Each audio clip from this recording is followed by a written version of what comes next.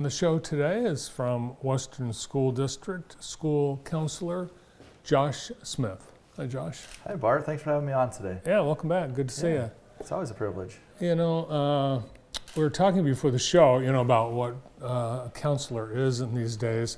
Mm-hmm. And I was thinking about my experience in high school. We had a counselor, but it was mostly about career prep and career choices. But I think we only had one, and he also taught driver's ed, was a football coach, and he had a regular class load too. Yeah. So he could get squeezed in for 10 minutes or so, maybe once a semester. Not what the counselor today is like in a school.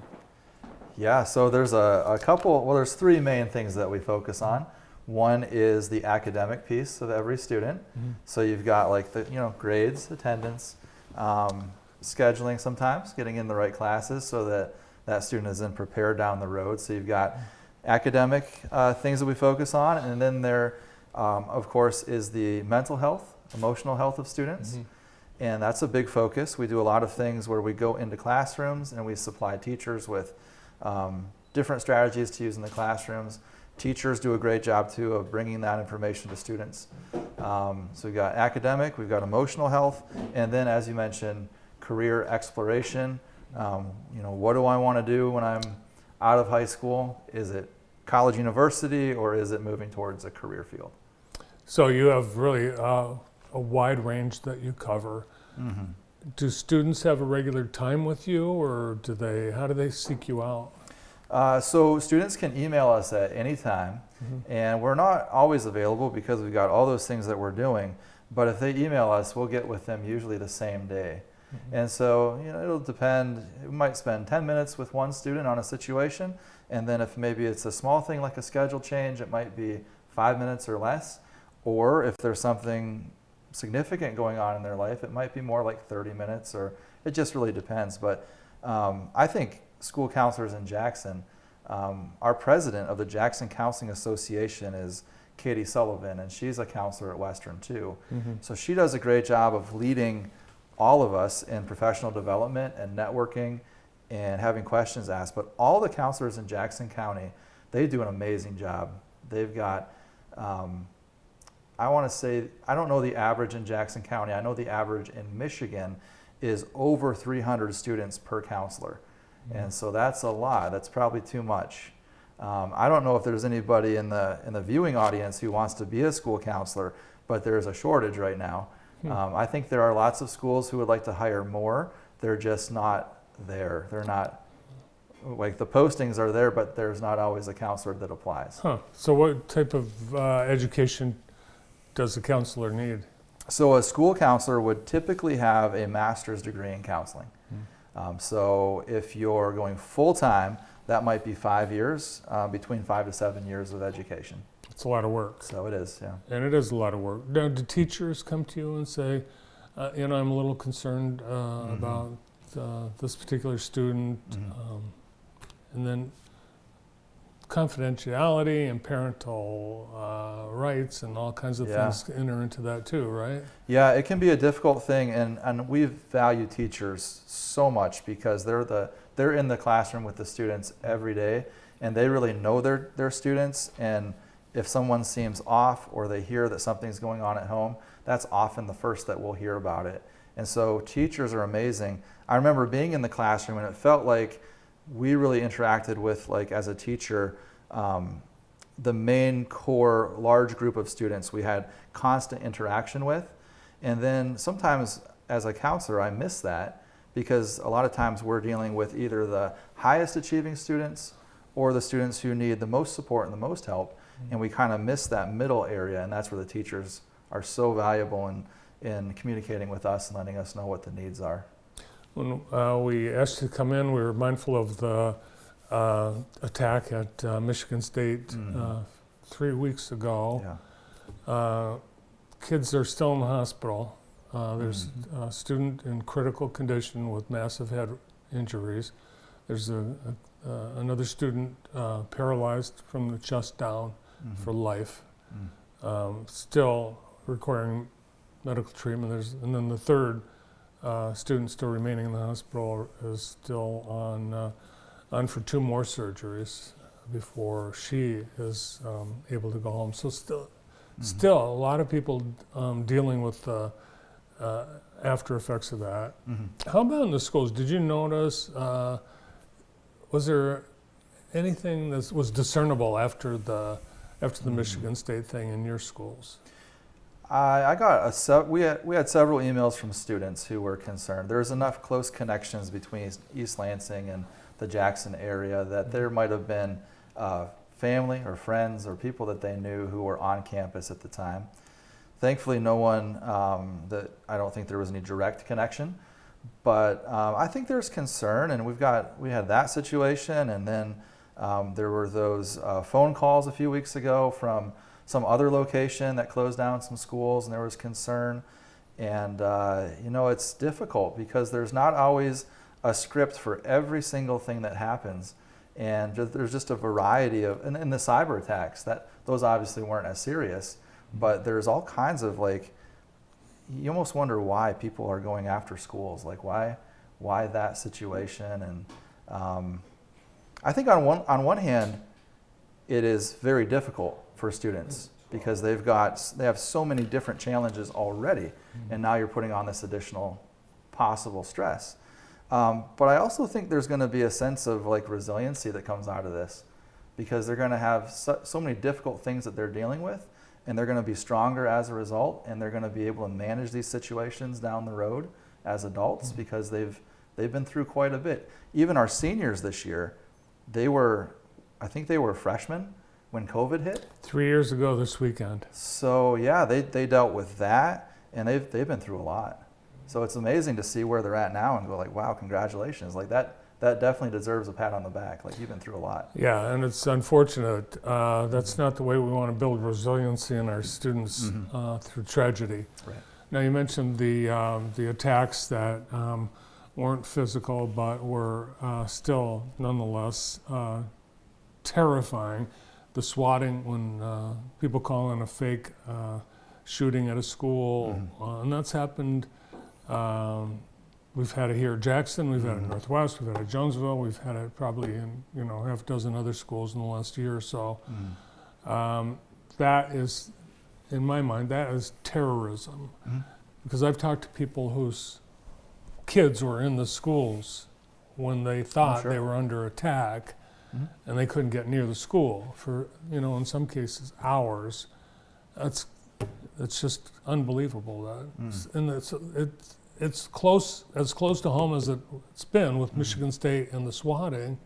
So being that much more, I guess, close proximity, does that have a bigger effect? Yeah, I think when it happens locally, it becomes more real. It's not just a news story that you hear out there, right? I have a lot of respect for our teachers, our administrators, our liaison officers, the police here in Jackson. They are on call, like, if you're a principal, if you're an administrator, you're on call 24/7. So if something comes up at 8 o'clock at night, you've got to take the call. You've got to figure out what to do.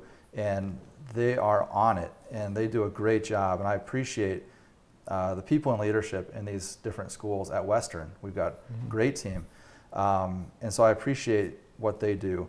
And like we were saying before, there's no script for all of these things, and sometimes you have to make judgment calls, and they do a wonderful job. Yeah, and you're right. It is. It's a very tough job, and these principals and superintendents, they're at every game, every extracurricular thing, the various meetings, and plus, in many cases, they've got their own kids that they might want to go watch. Participate in their sport. Yeah. So when these kinds of things happen, we see that there's drills and training, how to secure a classroom door, what to do if you're actually confronted by someone with a gun. But what kind of after the incident training is there? in terms of particularly emotional and mental support in a school, like at Western? So I think it was a few weeks ago, one of my kids was in a classroom, and in that school, a boot got pulled on the door accidentally. And so the lockdown went into place, and there was no threat, there was no issue. It was an accidental thing, but it was not known at the time that it was an accident. And so it was like a real life thing. And one of the things that my daughter mentioned was how calm and collected the teacher was. And so again, I think there's a real appreciation for teachers and administrators and people who are under pressure in those moments. They do such a great job of keeping everyone calm and kind of guiding them through that process, because that can be scary, especially for younger kids. And I think there's two areas we focus on, and I can't speak too much of the preparation part because I'm not a liaison officer, I'm not a principal, but I do know there is a huge amount of time investment that goes into being prepared for that moment. And like we said, there's no script for every moment, but there is a high level of preparation. And the other part of it is more on the school counseling end, is the prevention piece. Like, let's never get to that point where someone's so upset or uninformed that they're going to do something like these things that we've been discussing. And one of the big areas we focus on would be especially for parents. Like, talk to your children and model for your children, how do you handle conflict?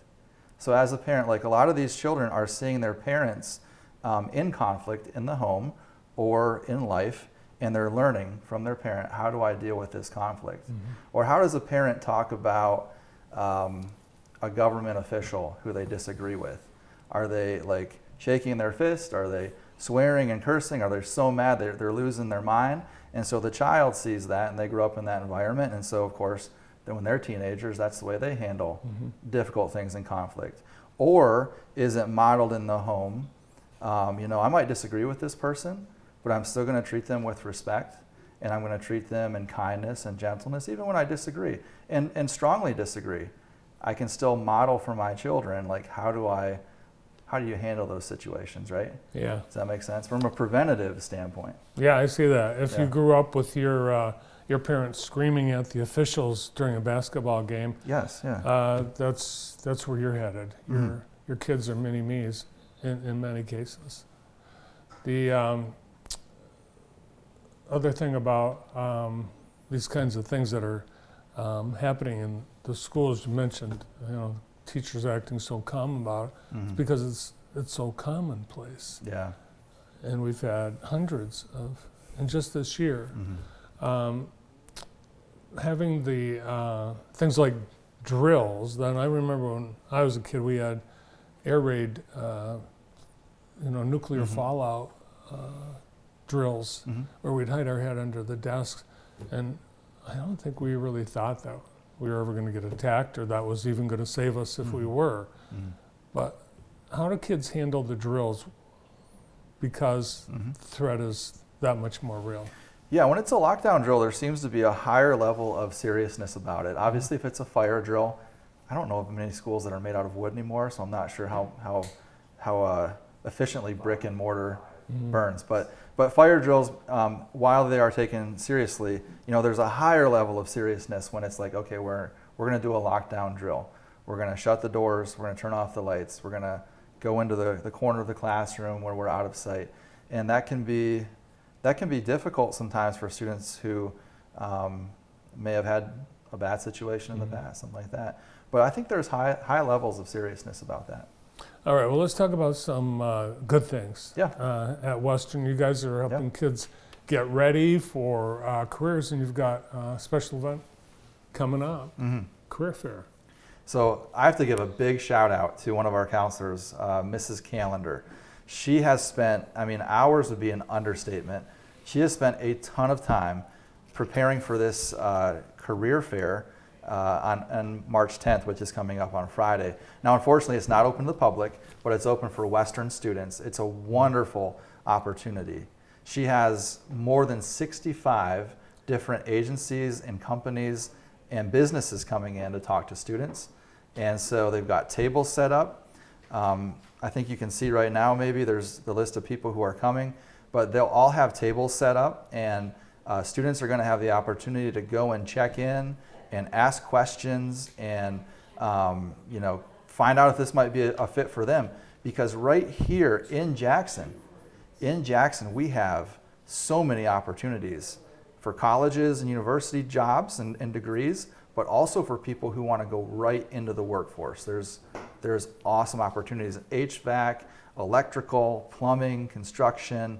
There's all kinds of things. Consumers Energy will be there because they need more line workers, as referenced by this massive ice storm and lines down. And there's a lot of cool opportunities. So thank you, Mrs. Callender, for all the time that you've spent organizing that. Yeah, great opportunity for the families and students of Western.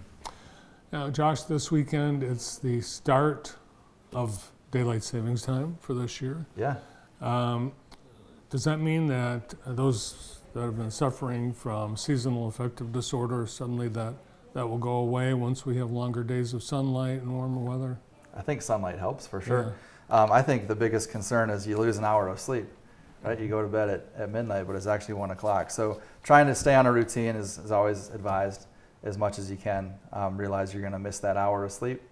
And we all make better decisions when we're rested and we're not shortchanged on our rest and sleep. So is that this weekend? This weekend. This weekend, okay. Yeah, spring ahead. And we're just a couple weeks away from, a little over a couple weeks from spring break. Yes. And how many kids do you have? We have 4. 4. Yeah. So are they planning your week? We're going to go down to North Carolina. We're going to enjoy some warmer weather. Sister-in-law and brother-in-law just bought a house in Wake Forest. So we're going to go down there for a visit. Nice. Yeah. We'll be in North Carolina too. Oh, nice. Yeah, but on the East Coast. All right. Very good. So maybe we'll see you on the road. Well, Sounds have a great time, and thanks for all your care of the kids and for coming in and being with us today. Thank you. School counselor at Western School District, Josh Smith. Lots more coming up.